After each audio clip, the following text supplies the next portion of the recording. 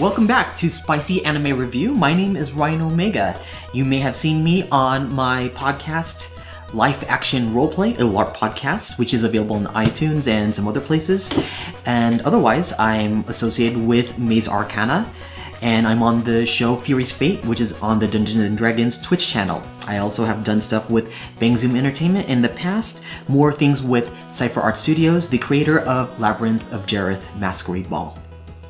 And today we're going to review Kimi no Na wa, also known as Your Name, a Japanese movie by Toei Productions. And before then, Spicy Ramen, because that is the name of this project.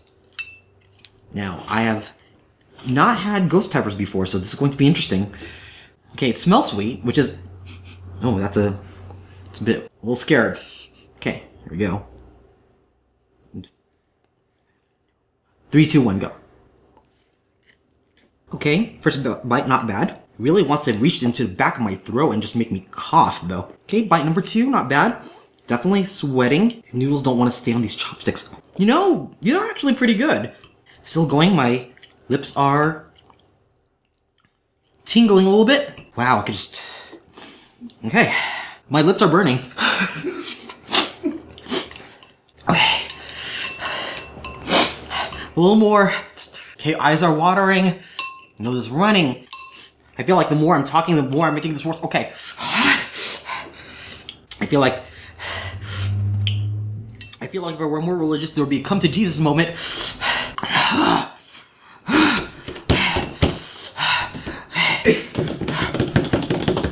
Mouth is like lava right now. I don't know if I can feel my mouth. Okay, we're gonna do this. The name of the anime is Kimi no Na wa, also known as Your Name. The two protagonists are a female shrine maiden who lives in the country. Her name is Mitsuha, and a guy who is in the city of Tokyo, whose name is Taki, who's with part-time waiter aspiring to study to be an architect.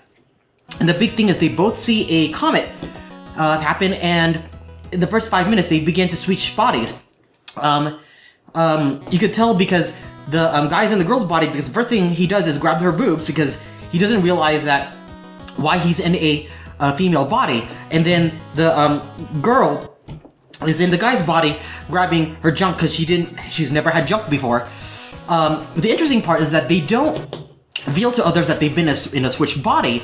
They just kind of figure out like who they are and go through the other person's lives while they're switched, and then they switch back at some point. Then they try not to tell anybody else what's going on. However, they realize that they could communicate to each other, so they leave notes on their bodies, like they draw ink. Or they draw messages saying, hey, I went on a date with someone else. Or they leave messages on their phone. So they try to communicate to each other as they switch bodies. They have no idea why they're doing this. However, one of them goes out to a festival. She's like a shrine maiden, so she eats, or she digests rice and does like sake the traditional way, because she's a shrine maiden, where they ferment the rice. And making sake that way, which is really important in the story. And then she goes out to the Shrine Festival, and she sees a part of the comet, like, split off, descends down, and we don't hear from her anymore, and Taki's really, really worried. And he says, well, I have to go out to see her. I'm not hearing anything on her cell phone. And as he's looking at the messages, she sees that the cell phone messages that she's saying are beginning to disappear.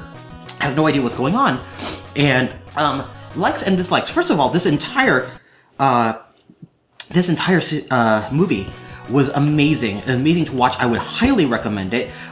It does deal with something what I call the time fuck theory, where there's a different passages of time that relate to each other. However, it does it in such an interesting way that even when you know that someone else is dead and someone else is coming back to try to fix things, it doesn't ruin the story for you. You still are engaged up until the very end. And there's also this belief and the symbolism about like a thread and connected, this thread that connects through time, even when two people are in different places and different times. And that makes things really awesome, and it's really, really deeply romantic. It's also very, very sad as well, but such a great story. Like probably one of the best animes, movies I've seen this year, probably in the last few years actually. So really like it. Dislikes, there's not really anything to dislike, at least from the first initial viewing. If I maybe watch it a few times, I might catch some inconsistencies because of, again, the type fuck thing. However, if you take it for what it is, really beautiful story. It shows itself why it has to be an anime rather than a live action series, because there's only certain things that you can do in anime, and some of that animation really tells that story very well. If I had to rate this, definitely a 10 out of 10. You absolutely need to see this anime. Again, it's called Kimi no Nawa, or Your Name. It's as for spicy, definitely spiciest thing I've ever had, but I was able to still go through it, so I would say 8.5 out of 10. Not unbearable, but definitely a palate cleanser. And eventually I'm going to lose my tongue, so I'm surprised that I even stuck to this, so here's my reward for doing this.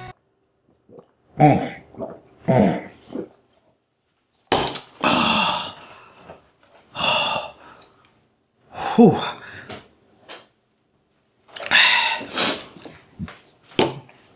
Don't even care. I'm just that warm.